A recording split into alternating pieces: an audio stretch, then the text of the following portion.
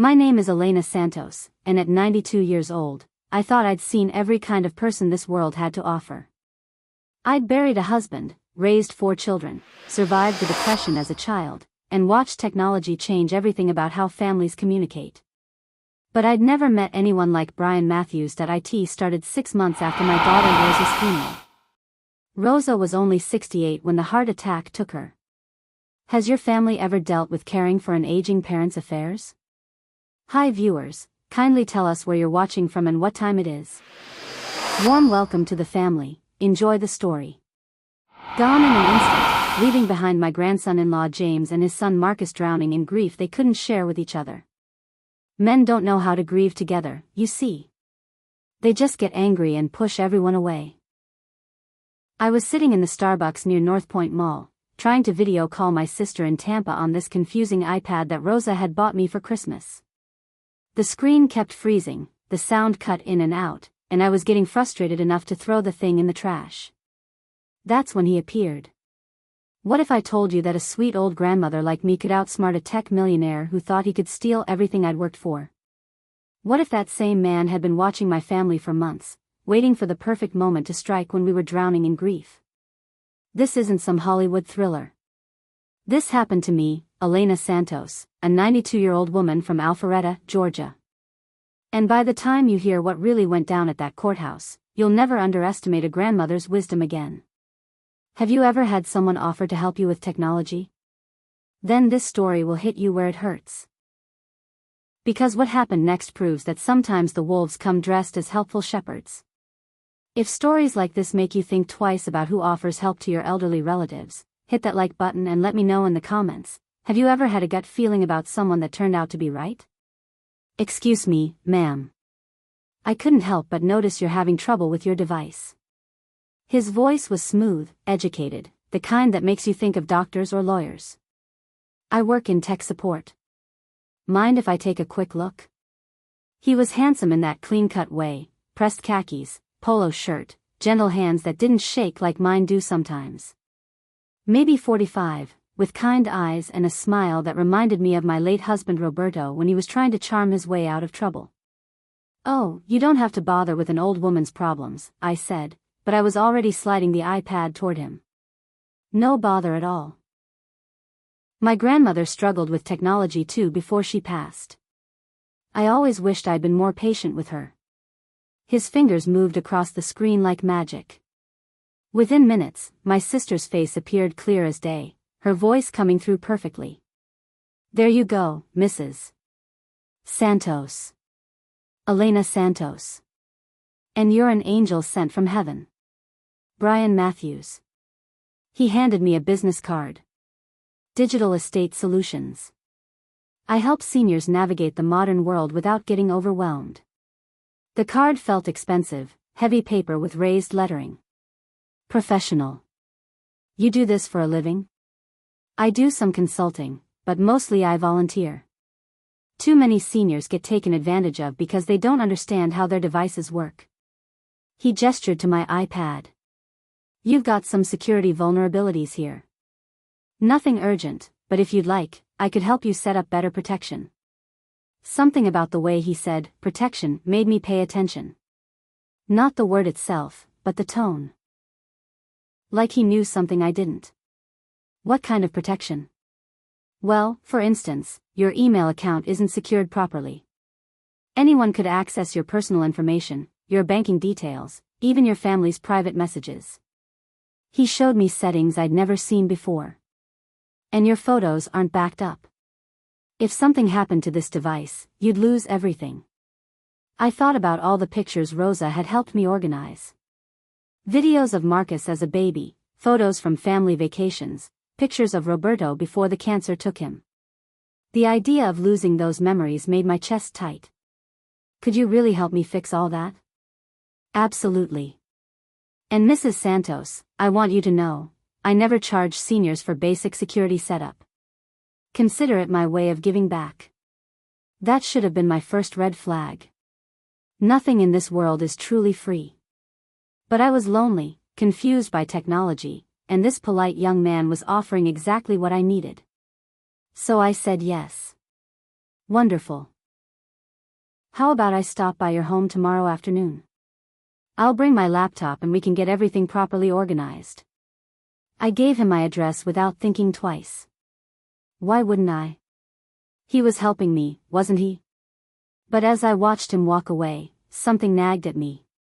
The way he'd appeared exactly when I was struggling. The way he knew just what to say about my security vulnerabilities. The way his eyes had lingered on my iPad screen, like he was memorizing what he saw there. Roberto always told me to trust my instincts. Elena, he'd say, your gut knows things your brain hasn't figured out yet. My gut was telling me that Brian Matthews was too good to be true. But my heart wanted to believe someone still cared about helping a lonely old woman navigate a world that was moving too fast for her to follow. I should have listened to Roberto's voice instead of my own wishful thinking. Because the next day, when Brian Matthews knocked on my door with his laptop and his patient smile, I let a predator into my home. And once he was inside, he started studying my family like specimens under a microscope. The worst part? I helped him do it, one innocent question at a time. Brian arrived at my house the next afternoon carrying a leather bag and wearing the kind of smile that makes you offer sweet tea before asking what someone wants. I'd spent the morning cleaning, which was silly at my age, but I wanted to make a good impression. Mrs. Santos, what a lovely home, he said, settling into Roberto's old chair like he belonged there. And these family photos, you must be very proud. He spent 20 minutes just talking, asking about my children, my grandchildren, my life in Georgia. Normal conversation that felt caring, attentive. He remembered details from our coffee shop meeting, asked thoughtful questions about Rosa's passing, even commented on how difficult it must be for James to raise Marcus alone. James seems like a good man, he said, setting up his laptop on my dining table. But grief can make people unreliable, can't it? What do you mean? Oh, nothing specific. It's just that I've seen families struggle when they lose someone important. The responsibilities get overwhelming. Bills go unpaid, important documents get misplaced. He opened my iPad, fingers dancing across the screen. That's why it's so important to have backup plans. I watched him work, impressed by how quickly he navigated through settings I didn't understand. But something felt wrong about the way he was asking about James and Marcus. Too detailed, too interested in their personal struggles. James has been wonderful to me since Rosa passed, I said carefully. He checks on me every week. Every week? Brian's eyebrows rose slightly. That's admirable. Though I imagine it's difficult for him, being reminded of his own loss every time he visits you. The comment stung because it held a grain of truth. I had noticed James pulling away after Sarah died. Visits became shorter, less frequent. He'd sit in my living room looking haunted, like my house was full of ghosts only he could see. Grief affects everyone differently, I said. Of course. But Elena, may I call you Elena? What happens if James decides he can't handle the responsibility anymore? What happens to your affairs then? I have other family. Marcus is busy starting his career. Maria works long hours. Your other children live out of state. He said this like he was reading from a file. Who really has time to help you manage your finances, your medical decisions, your legal needs? I felt a chill that had nothing to do with the air conditioning. How do you know so much about my family? I researched your situation before offering to help. It's standard practice. I need to understand your support system to recommend appropriate services. His smile was reassuring, professional. Don't worry, Elena. Everything I found is public information. Property records, obituaries, social media profiles. Nothing invasive. But it felt invasive. The way he talked about my family like he knew them personally. The way he positioned himself as the solution to problems I didn't know I had. Let's focus on securing your accounts, he said, pulling up my email. I notice you use the same password for multiple services. That's dangerous. For the next hour, he walked me through changing passwords, setting up new security questions, organizing my digital photos. Everything he did seemed helpful, necessary, smart. But with each change, I felt like I was handing him keys to rooms in my house I didn't even know existed. "One last thing," he said as he packed up his laptop. "Your will and estate documents, are those properly updated for the digital age?" "I have a will. My lawyer drew it up years ago." "But does it account for digital assets? Your photos, your email accounts, your online banking?" "Most older wills don't cover those things. If something happened to you tomorrow, your family could lose access to everything we just organized." The thought terrified me. All those photos of Rosa, all the family memories I'd finally learned to organize, gone forever because of legal technicalities I didn't understand. "I could recommend an attorney who specializes in modern estate planning," Brian offered. "Someone who understands both traditional law and digital assets." "That would be very helpful." "Wonderful. I'll send you some information." "And Elena? Don't mention this to your family just yet. Estate planning can be emotionally difficult for adult children. Sometimes it's better to get everything organized first, then present them with a completed plan." After he left, I sat in Roberto's chair, staring at my iPad. Everything looked the same, but somehow different. Like someone had rearranged my furniture while I wasn't looking. I called my sister in Tampa. "Carmen, does anything seem strange about a tech consultant doing free work for seniors?" "Honey, nothing's free these days. If someone's helping you for nothing, ask yourself what they're really getting out of it." But by then, it was too late. Brian Matthews already had everything he needed to start dismantling my life, one helpful suggestion at a time. And I'd given him the keys myself. 3 weeks after Brian's first visit, my life started changing in ways that seemed helpful but felt wrong. New email addresses appeared in my contacts. Legal documents arrived that I didn't remember requesting. My bank called to confirm changes to my account that I supposedly authorized. "Mrs. Santos, we just want to verify the power of attorney designation you submitted," the banker said. "This gives Mr. Matthews authority to manage your accounts if you become incapacitated." "I never submitted anything like that. Our records show it was filed digitally using your secure login credentials. Would you like to come in and review the documentation?" I drove to the bank that afternoon, my hands shaking on the steering wheel. The document looked official, complete with my digital signature and witness verification. But I had no memory of signing it. When I called Brian, his voice carried that same patient tone he used when explaining technology. "Elena, remember when we updated your estate planning documents? This was part of the security package. It ensures someone trustworthy can help if you ever have medical emergencies or family disputes." But I don't remember. Digital signatures can be confusing. "You clicked approve when we were setting up your new email security. It's all perfectly legal and designed to protect you." The explanation sounded reasonable, but doubt gnawed at me like a splinter under my fingernail. I started paying closer attention to our conversations, writing down details that seemed important. That's when I noticed the questions. Every visit, Brian asked about my family schedules. When did James visit? How often did Marcus call? Where did Maria work? He remembered everything I told him and asked for updates like he was keeping score. "Has James seemed stressed lately?" he'd ask. "I worry about widowers taking on too much responsibility." "Are you sure Marcus and Maria don't have financial problems? Young couples often hide money troubles from family. Your daughter Rosa left quite a bit of debt, didn't she? That must be weighing on James's mind." Each question felt caring, but together they painted a picture I didn't like. Brian was mapping my family's weaknesses, cataloging our vulnerabilities like items on a shopping list. The turning point came during his 5th visit. I caught him photographing documents in my kitchen while I was making coffee. When I walked back into the room, he was sitting calmly with his laptop, but my insurance papers were scattered differently than I'd left them.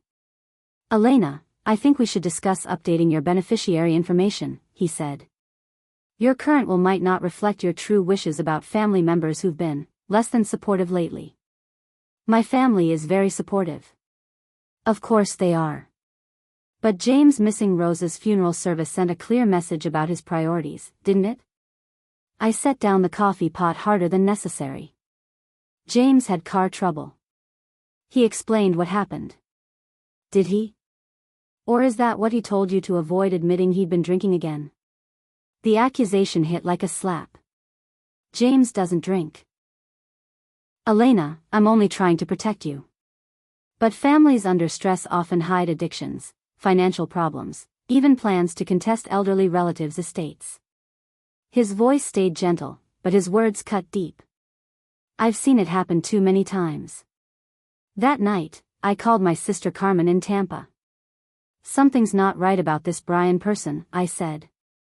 Then trust that feeling, Elena. You've got good instincts. But good instincts weren't enough anymore.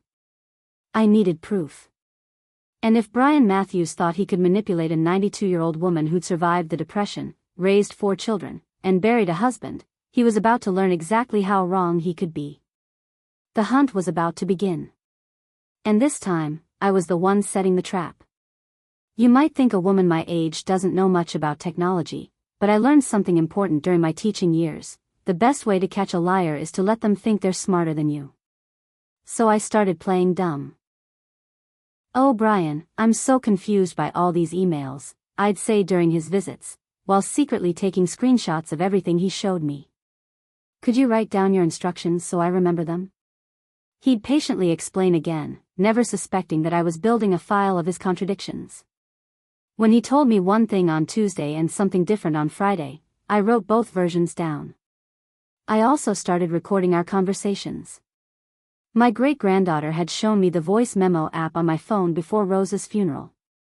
Just in case you want to remember something important, Grandma Elena, she'd said.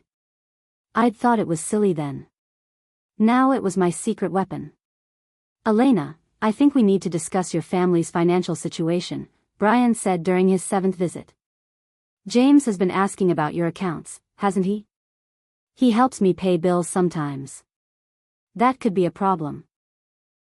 Legally speaking, someone with access to your accounts could be accused of elder financial abuse if money goes missing. His tone stayed helpful, concerned. It might be safer to limit his access until your estate planning is complete. I nodded like this made perfect sense while my phone recorded every word. Brian was trying to isolate me from my family, making me afraid of the people who actually loved me. Should I stop letting James help me? Not stop, exactly. Just, be more careful about what information you share. Financial details, legal decisions, estate planning, those things should stay between us until everything is properly documented. He was asking me to keep secrets from my own family. Red flag number 1. What about Marcus and Maria? Should I keep this private from them too? Especially from them. Young people today expect inheritance, Elena. If they know you're updating your estate, they might pressure you to make decisions that benefit them rather than reflecting your true wishes. Red flag number 2. He was planting seeds of distrust between me and my grandchildren. But the biggest red flag came when he asked about Rose's insurance money. I hope James invested your daughter's life insurance proceeds wisely, he said casually while updating my security settings. That's a lot of responsibility for someone dealing with his own grief. I hadn't told him about Rose's insurance policy. Ever. That information wasn't in any email, wasn't discussed during any of our previous conversations. Yet he knew exactly how much money was involved and who had been managing it. Which meant he'd been researching my family's financial business long before we met at Starbucks. That evening, I called my old friend Margaret, whose son worked as a private investigator in Atlanta. Margaret, I need a favor. Can your boy run a background check on someone without them knowing? Elena Santos, what have you gotten yourself into? I'm not sure yet. But I think someone's been lying to me, and I need to know how deep those lies go. Give me the name. Brian Matthews. Claims he runs something called Digital Estate Solutions out of Nashville. 2 days later, Margaret called back. Elena, honey, there's no Brian Matthews registered with any business license in Tennessee. The company exists on paper, but the address is a mail drop. And Elena? Yes. Whoever this man is, he's been very busy researching your family. Your grandson-in-law James, your property records, even Rosa's obituary. This isn't random, sweetheart. You're being hunted. That's when I realized the game had already started. Brian thought he was playing chess with a confused old woman. He had no idea he was about to face a grandmother with nothing left to lose. The next time Brian visited, I was ready for him. Not with lawyers or police, that would only make him disappear like smoke. Instead, I was ready with the most powerful weapon an old woman has, the ability to seem helpless while gathering intelligence.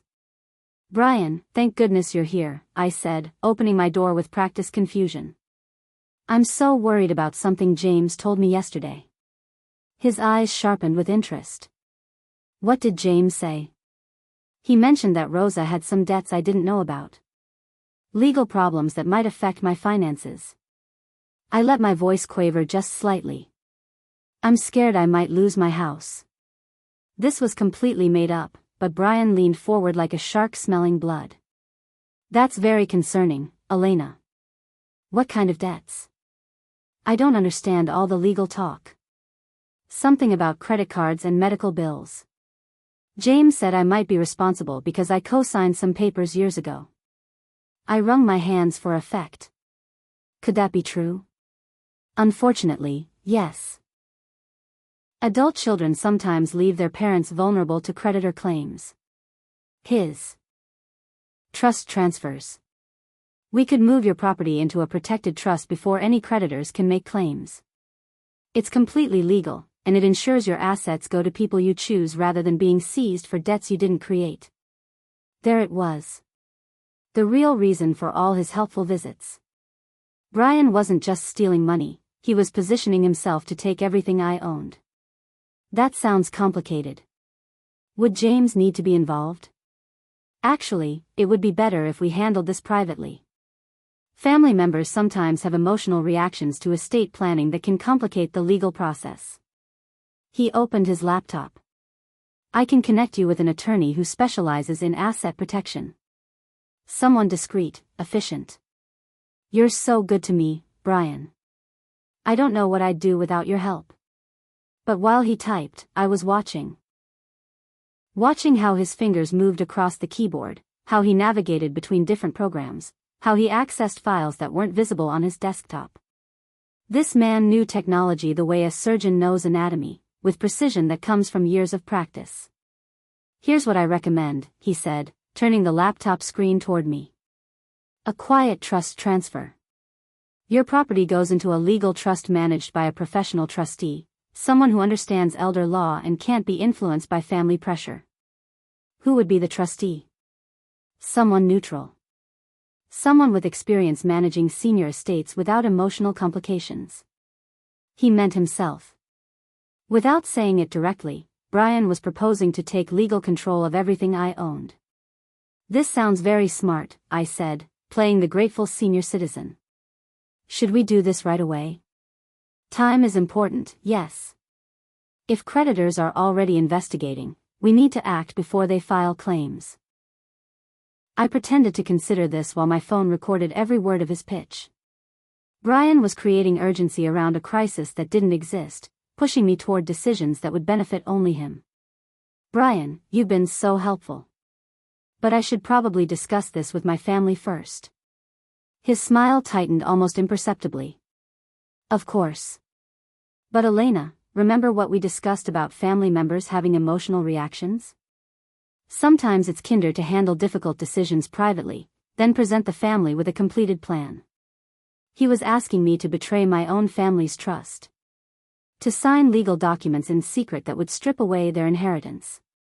What he didn't know was that I was already 3 moves ahead of him in this chess game. And my next move would change everything. I called James that evening and asked him to bring Marcus and Maria for Sunday dinner. Nothing unusual, I'd been hosting family meals for decades. But this time, I had an agenda that didn't involve my famous pot roast. I need to tell you all something important, I said after we'd finished eating.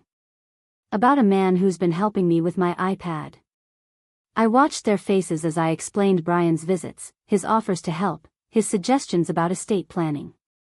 James looked worried. Marcus seemed skeptical. But Maria's expression shifted from confusion to alarm. "Grandma Elena, did this man ask you to sign any papers?" Maria asked. "He recommended some legal documents." "For protection," he said. "What kind of protection?" James leaned forward. "Elena, please tell me you didn't sign anything without having a lawyer review it." "I'm not stupid, James," I said sharply. "But I'm also not helpless. And I'm certainly not going to let some smooth-talking stranger manipulate me into betraying my own family." The relief on their faces was immediate. But I wasn't finished. "However, I think this Brian person is dangerous. And I think we need to be very careful about how we handle him."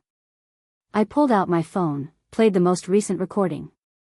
Brian's voice filled my dining room, explaining how family members often have emotional reactions to estate planning, how it's sometimes better to handle things privately. "He's trying to turn me against you," I said. "Making me afraid of people who love me, so I'll trust only him." Marcus stared at the phone like it was speaking a foreign language. "Grandma, how did you know to record him?" "Because your great-grandfather Roberto taught me something important. When someone works too hard to earn your trust, ask yourself what they're planning to do with it." James stood up, pacing around my kitchen table. "We need to call the police." "And tell them what?" "That a man offered to help organize my affairs? That he recommended legal services?" I shook my head. "We need more than recordings of helpful suggestions." "Then what do we do?" Maria asked. I smiled, feeling more like my old self than I had in months. "We let him think his plan is working. We gather evidence of what he's really doing. And then we spring our own trap." "Elena, that could be dangerous," James said. "If this man is running some kind of scam. Then he picked the wrong grandmother to mess with." I looked around the table at my family, my real family, the people who actually cared about my well-being. I've got 92 years of experience dealing with people who underestimate me. And I've got all of you to help make sure this Brian Matthews gets exactly what he deserves. The war was declared. But this time, I was choosing the battlefield. Brian's lawyer was exactly what I'd expected: expensive suit, fancy office, and the kind of smooth talk that makes simple things sound complicated. Attorney Richard Walsh specialized in expedited estate solutions for discerning clients. What he really specialized in was legal theft. "Mrs. Santos, Mr. Matthews has explained your family situation," Walsh said, spreading documents across his mahogany desk. "I understand you're concerned about potential creditor claims against your daughter's estate affecting your property." I nodded, playing the worried grandmother. "I just want to make sure my family is protected." "Absolutely understandable. What I'm proposing is a revocable living trust with a professional management clause. Your property transfers into the trust, but you maintain full control during your lifetime." The documents looked official, impressive, designed to intimidate someone who didn't understand legal language. But I'd been married to a man who read every contract twice and taught me to do the same. Buried in page 12 was the clause that mattered: in the event of cognitive decline or family disputes regarding the grantor's welfare, management authority transfers to the designated professional trustee. Professional trustee, Brian Matthews. Who determines if there's a family dispute? I asked innocently. The trustee makes that assessment based on documented evidence of family discord or concerns about the grantor's well-being. Which meant Brian could declare my family unfit any time he wanted. All he needed was documentation that we were fighting or that I was becoming confused. Documentation he'd been building during every visit to my house. "This seems very thorough," I said. "But shouldn't my family review these papers?" Walsh and Brian exchanged glances. "Mrs. Santos, family involvement in trust creation often leads to emotional complications," Walsh explained. "Adult children sometimes have strong opinions about estate planning that don't align with their parents' actual wishes. What Mr. Walsh means," Brian added smoothly, "is that it's often better to establish the trust first, then inform family members once everything is properly protected. They wanted me to sign secretly. To betray my family's trust by transferring my property to a man they'd never met, using legal documents they'd never seen. I understand, I said, reaching for the pen. But instead of signing, I stood up. Gentlemen, I need to use the restroom. All this legal talk makes an old woman nervous. In Walsh's bathroom, I quickly texted Maria, recording everything. They want secret signatures. Trust no one but family. When I returned, both men were on their phones. Brian ended his call quickly, but Walsh kept talking in hushed tones about timeline acceleration and family interference mitigation. I'm sorry to keep you waiting, I said, sitting back down. Not at all. Are you ready to proceed? I picked up the pen again, letting them think victory was within reach. Actually, I have one more question.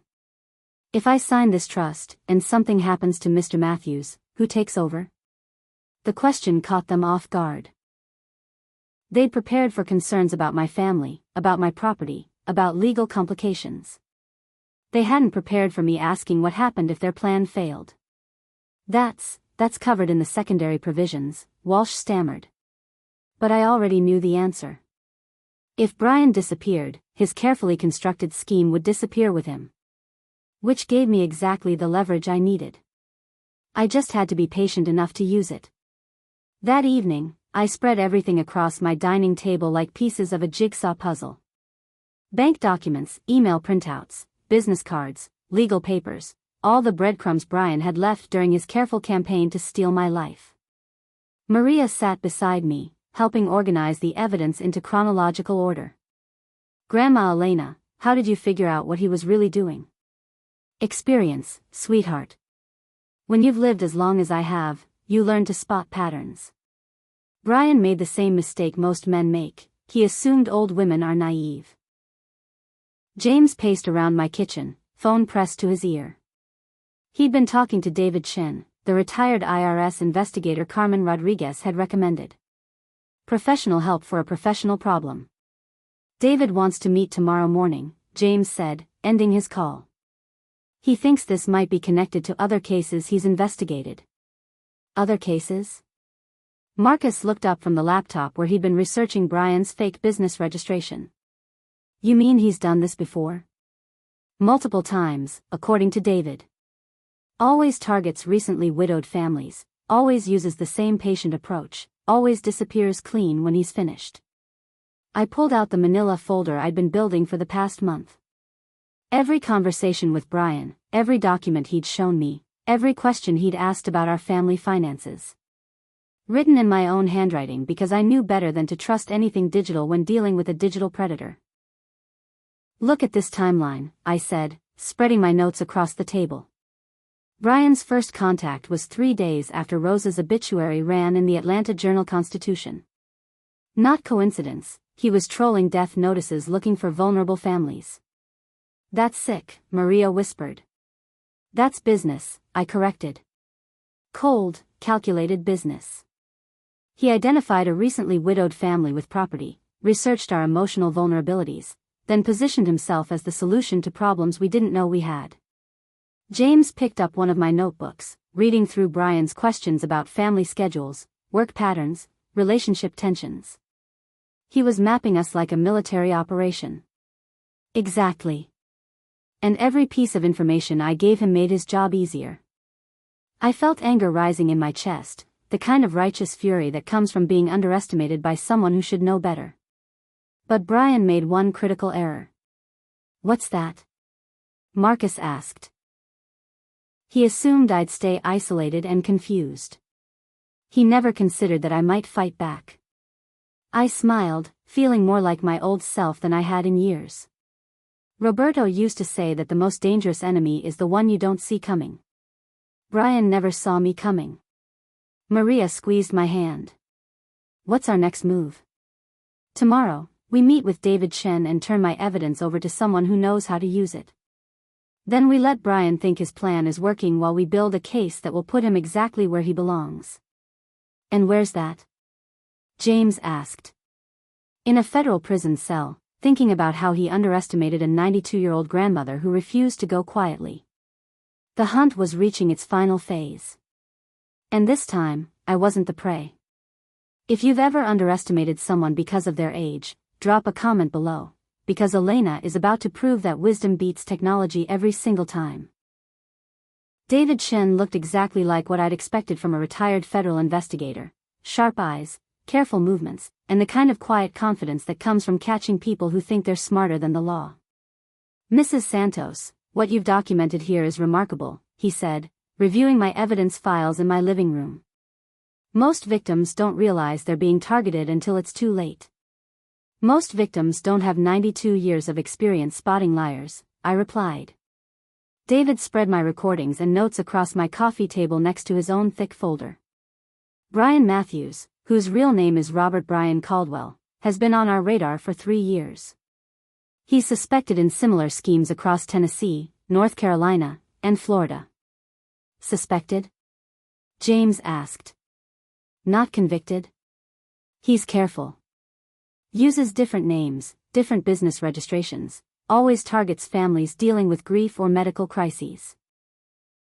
By the time victims realize what's happened, he's moved to another state with a new identity." Maria leaned forward. "But we caught him in the act." "You caught him attempting fraud. That's different from proving completed fraud in court." David pulled out photographs of other victims. The Patterson family in Nashville lost their father's entire estate. The Williams family in Charlotte, he took their mother's house while she was in memory care. 3 families in Tampa lost a combined $1.2 million. The faces in those photographs looked like us, ordinary people who'd trusted someone offering help during difficult times. Families torn apart by grief and manipulation. "How does he choose his targets?" I asked. "Death notices in local newspapers. He looks for recently deceased family members with surviving spouses or elderly parents. Then he researches property records, social media, public information to build psychological profiles." David showed us a map with red pins marking Brian's previous operations. "He follows a geographic pattern, working his way through southeastern states where families are spread out and less likely to coordinate responses." "What makes our case different?" James asked. "2 things. First, Elena documented everything in real time instead of reconstructing events after the fact. Second, Brian got sloppy." "How?"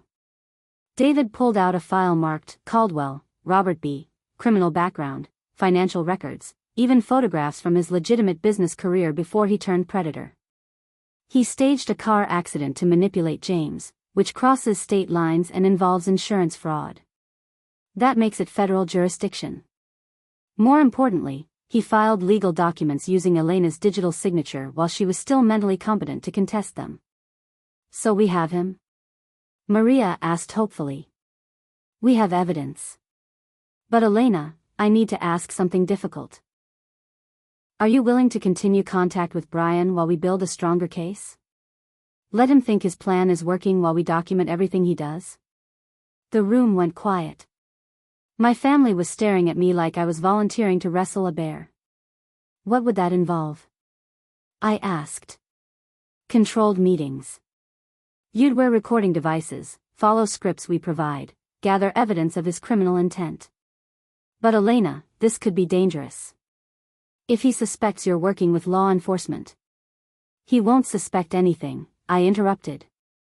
"Because I'm just a confused old woman who needs help with her iPad." James stood up abruptly. "Absolutely not. Elena, we're not putting you at risk to catch this guy." "James, sweetheart, I've been at risk since the day I met him. The difference now is that we're fighting back instead of just reacting." I looked around the room at my family, the people Brian had tried to turn me against, the people who actually loved me enough to sit in federal investigators' meetings on Sunday afternoons. "Besides," I said, "someone needs to speak for Rosa's memory, for the Patterson family, for all the families this man has destroyed. If an old grandmother can help put him away, then that's exactly what this old grandmother is going to do." David smiled grimly. "Mrs. Santos, I think Brian Caldwell is about to meet his match." I was counting on it. The wire David's team fitted me with was smaller than a button, hidden inside a brooch that had been my mother's. Just act natural, Agent Sarah Kim had explained. Let Brian talk. Predators like him can't resist bragging about how smart they are. 3 days later, I sat in my living room waiting for Brian's visit, feeling like an actress preparing for the performance of her lifetime. Everything had to be perfect: the timing, the conversation, the evidence we needed to build an airtight federal case. He arrived exactly on time, carrying his laptop and that same confident smile. "Elena, you look lovely today. Are you feeling better about those legal complications we discussed?" "Oh, Brian, I'm so glad you're here. I've been thinking about what you said about protecting my assets." I let worry creep into my voice. James has been asking more questions about my finances. His eyes lit up with predatory interest. What kind of questions? He wanted to know about my savings accounts, my insurance policies, even my Social Security benefits. He said he needed to understand my complete financial picture to help with Rose's estate. This was partially true. James had asked about my finances, but only to make sure I had enough money for my daily needs and medical care. I twisted his loving concern into something that sounded suspicious, giving Brian exactly what he wanted to hear. "That's very concerning," Brian said, settling into Roberto's chair. "It sounds like James might be positioning himself to claim financial authority over your affairs." Could he do that? Unfortunately, yes. Adult children can petition courts for guardianship if they claim their parent is becoming incapacitated. Once that happens, you lose control over your own money, your own home, your own decisions. Fear shot through me, not because of James, but because of how easily Brian painted my loving son-in-law as a threat. How many elderly people had he convinced to distrust their own families with exactly these words? What can I do to protect myself? The trust arrangement we discussed. It creates legal barriers that prevent family members from taking control, even if they convince a court you're not competent to manage your own affairs. But Brian, I'm still worried about those debts Rosa might have left. What if creditors come after my house? That's exactly why we need to act quickly. He opened his laptop, fingers flying across the keyboard. "I've prepared all the necessary documents. We can complete the trust transfer today, before James has a chance to complicate things." There it was, the final push. Create urgency, isolate the victim from family, demand immediate action before anyone could interfere. "Today seems very fast," I said hesitantly. "Elena, I've been monitoring your financial exposure. Creditor inquiries have increased significantly in the past week. If we wait much longer, your assets could be frozen by the court." Complete lies, delivered with practiced sincerity. Brian was manufacturing a crisis to force my hand. "I trust your judgment," I said, reaching for the documents. But as I pretended to read through the legal language, my hidden microphone captured every word of Brian's pitch. His claims about creditor threats, his pressure for immediate signatures, his suggestions that my family couldn't be trusted with estate planning decisions. "Where do I sign?" I asked. "Right here, and initial this page."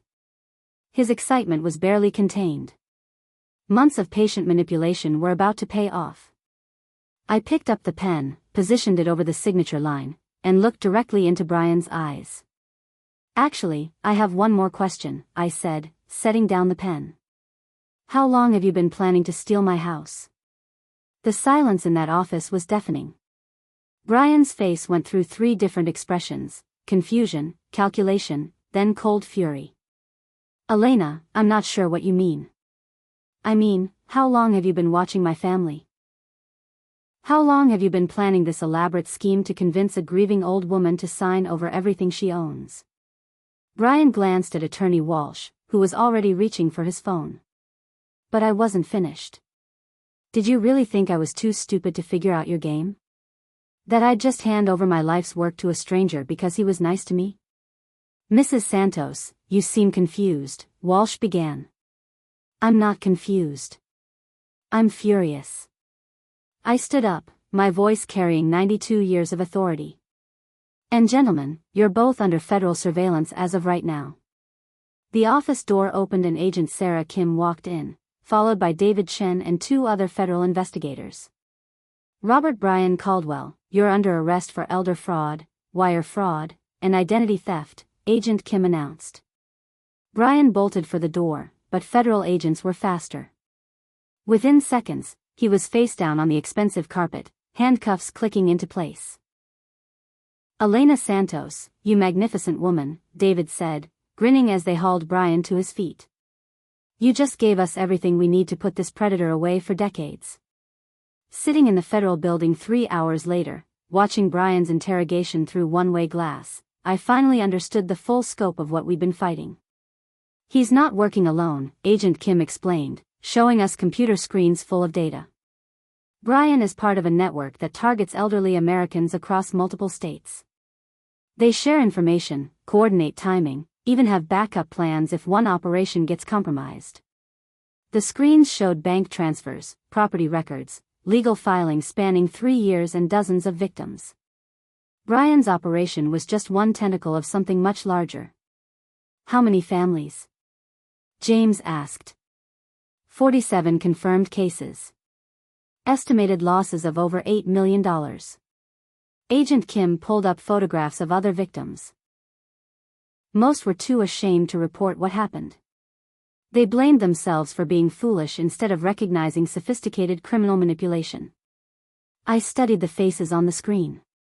Mostly women, mostly widowed, mostly isolated by geography or family circumstances. Women like me who'd trusted someone offering help during vulnerable moments. What happens to their money? Maria asked. Most of it's gone. Offshore accounts, shell companies, real estate purchases under false names. Brian and his network are very good at making money disappear. But that wasn't the worst part. The worst part was the psychological damage. Agent Kim showed us victim statements, families torn apart by suspicion, elderly people left afraid to trust anyone, adult children blamed for neglecting parents they tried desperately to protect.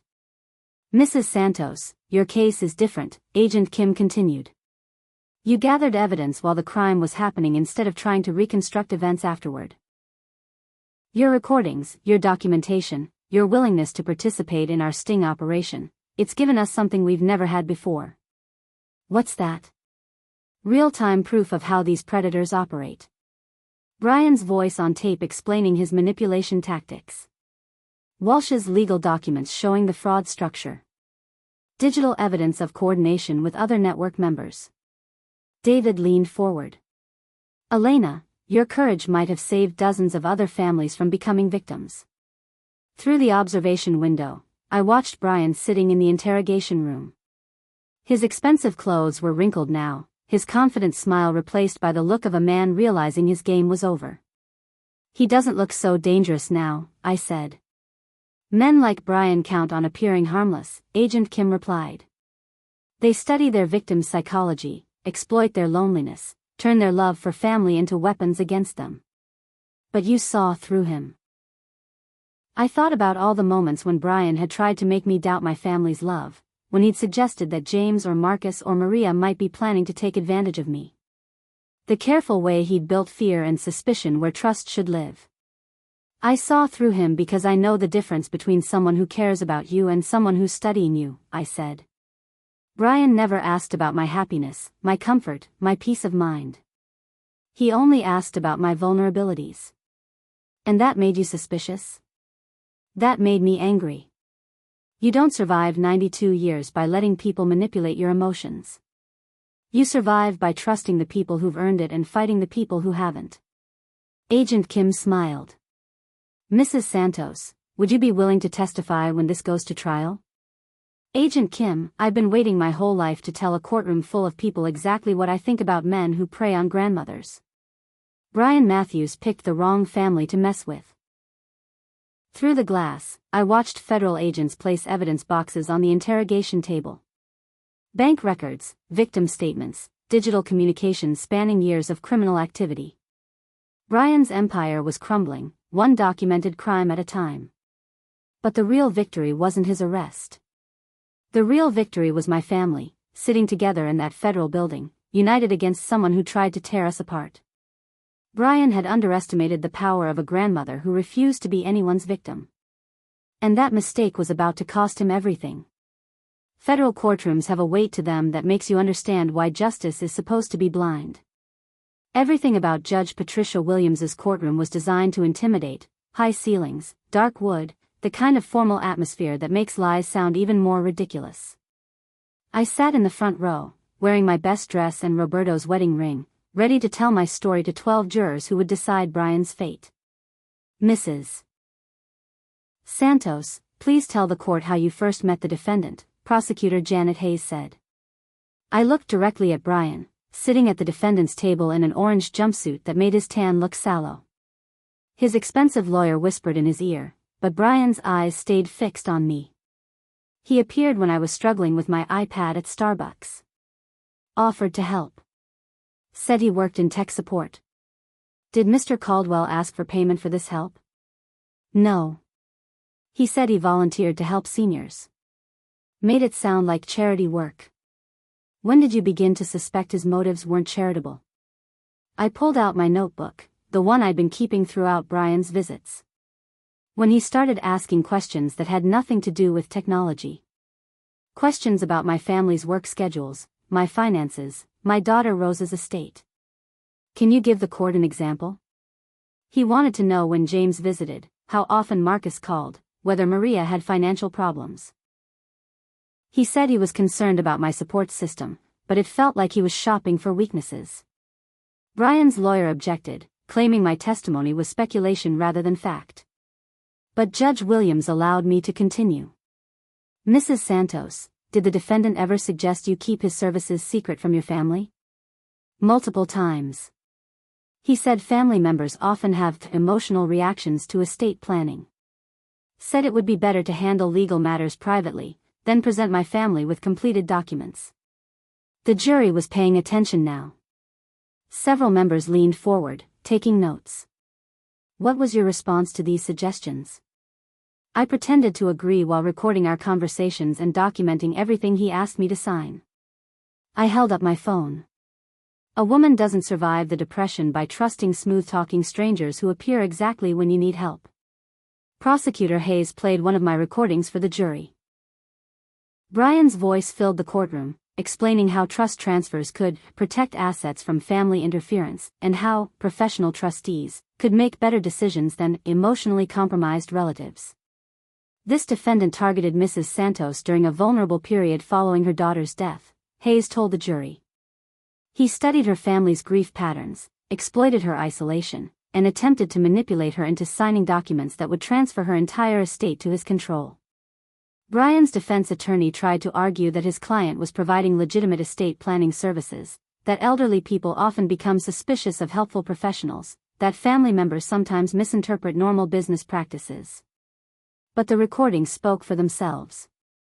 Hours of Brian coaching me on what to tell my family, teaching me to doubt people who loved me, pressuring me to sign documents in secret. Ladies and gentlemen of the jury, Prosecutor Hayes concluded, this case isn't just about money. It's about a predator who weaponized an elderly woman's trust against her own family. Mrs. Santos's courage in fighting back may have saved dozens of other families from similar devastation. When the prosecutor finished, I looked across the courtroom at my real family. James, Marcus, and Maria sat together in the second row, united by something stronger than Brian's manipulation tactics. Love. Real love. The kind that doesn't come with conditions or contracts or secret agendas. Brian had tried to convince me that my family couldn't be trusted. Instead, he'd proven exactly the opposite. The jury deliberated for exactly 47 minutes. When they returned, the foreman stood with the kind of serious expression that makes everyone in a courtroom hold their breath. On the charge of elder fraud in the first degree, we find the defendant guilty. On the charge of wire fraud, we find the defendant guilty. On the charge of identity theft, we find the defendant guilty. Guilty on all counts. I watched Brian's face crumble as each verdict was read. The confident predator who'd spent months manipulating me was gone, replaced by a man finally understanding that his game was over. Judge Williams leaned forward. Mr. Caldwell, your systematic exploitation of vulnerable elderly citizens represents some of the most callous criminal behavior this court has encountered. She wasn't finished. You targeted families dealing with grief. You weaponized their love for deceased relatives. You attempted to steal not just money, but the security and dignity of people who'd worked their entire lives to build something meaningful. Brian's lawyer tried to argue for leniency, claiming his client had no prior convictions, that he'd shown remorse for his actions, that imprisonment would serve no constructive purpose. Judge Williams wasn't buying it. 23 years in federal prison. Full restitution to victim families. Lifetime ban from providing financial services to anyone over the age of 65. The gavel came down like thunder. But the real moment of justice came afterward, in the courthouse hallway, when families from Brian's other victims surrounded me with gratitude. "Mrs. Santos, thank you for fighting back," said Margaret Patterson from Nashville. "My husband died thinking our son didn't love him because of what that man convinced him was true. You gave us closure we thought we'd never have," added Robert Williams from Charlotte. "My mother spent her final months afraid of her own family because of his lies." Each story broke my heart a little more. Brian hadn't just stolen money, he'd stolen trust, relationships, peace of mind. He'd turned final years that should have been filled with love into periods of suspicion and fear. Outside the courthouse, reporters wanted statements, but I kept my comments simple. This man thought he could take advantage of an old woman because she needed help with technology. He was wrong. Age doesn't make you foolish, it makes you experienced. And experience teaches you the difference between someone who wants to help you and someone who wants to use you. "What would you tell other seniors who might be targeted by similar schemes?" a reporter asked. "Trust your instincts. If someone appears in your life offering exactly what you need exactly when you need it, ask yourself why. Real help comes from people who care about your happiness, not people who profit from your fears." James drove me home from the courthouse, my family quiet in the car but somehow closer than we'd been in months. "Elena," James said as we pulled into my driveway, "I'm sorry I wasn't there more after Rosa died. I was so wrapped up in my own grief." "James, sweetheart, grief isn't something you apologize for. It's something you survive together." That evening, sitting in my kitchen with my family around my table, I realized Brian had given us an unexpected gift. His attempt to tear us apart had actually brought us closer together. Sometimes the best way to appreciate what you have is to almost lose it to someone who doesn't deserve it. 6 months after Brian's sentencing, my life settled into a rhythm that felt both familiar and new. Sunday dinners became sacred again, James, Marcus, and Maria gathering around my table like we used to do when Rosa was alive. "Grandma Elena, the Federal Victims Fund came through," Maria announced, showing me official documents. They recovered enough of Brian's assets to restore most of what the families lost. "What about the families who lost more than money?" I asked. "You can't restore trust with a check." James nodded thoughtfully. "Some of those relationships might never heal." Brian convinced people their own children were trying to rob them. That was Brian's cruelest legacy, not the stolen money, but the damaged relationships between people who should have been supporting each other through difficult times. "But some families are rebuilding," Marcus added. "The Patterson family from Nashville reached out. They want to start a support group for elder fraud victims." "That's wonderful. Healing happens when people stop feeling ashamed and start feeling empowered." We'd all learned something important through our battle with Brian. James had learned that pulling away during grief only creates space for predators to fill. Marcus and Maria had learned that asking questions about elderly relatives' affairs isn't disrespectful, it's protective. And I'd learned that 92 years of experience is worth more than all the smooth talk in the world.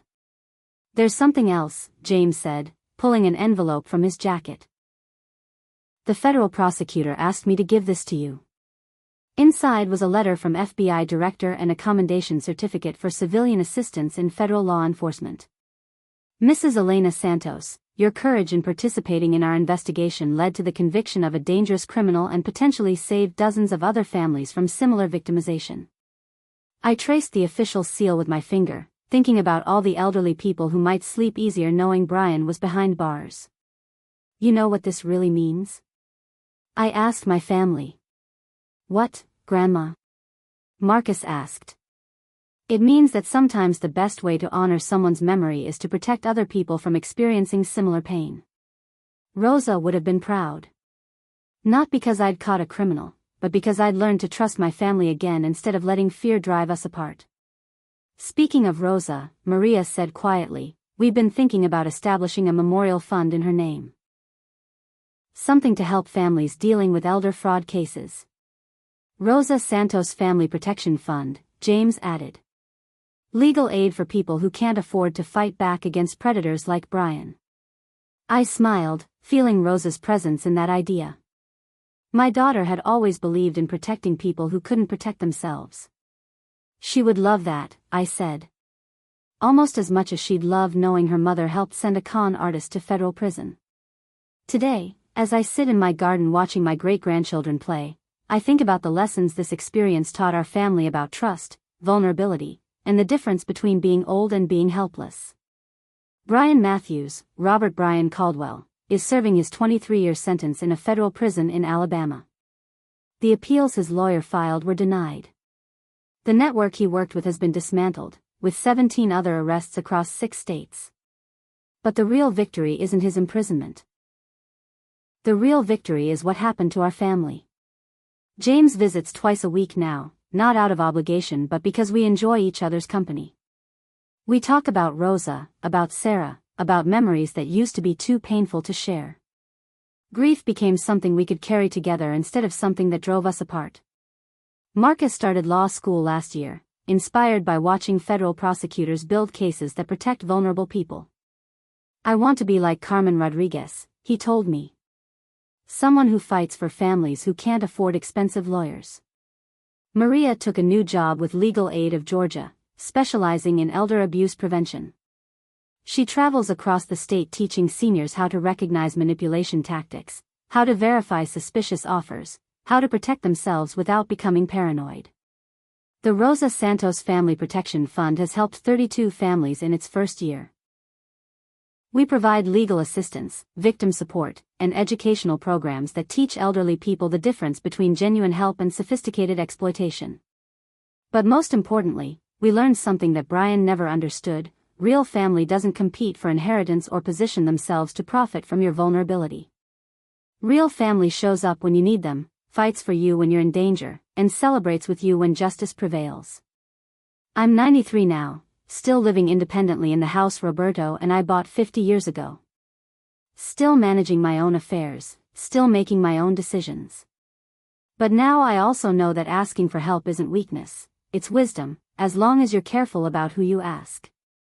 If this story teaches you anything, let it be this: predators count on shame and isolation to keep their victims quiet. They want you to blame yourself for being trusting instead of blaming them for being untrustworthy. Don't give them that power. Trust your instincts. Verify helpful offers. Include family in important decisions. And remember that age brings experience, not helplessness.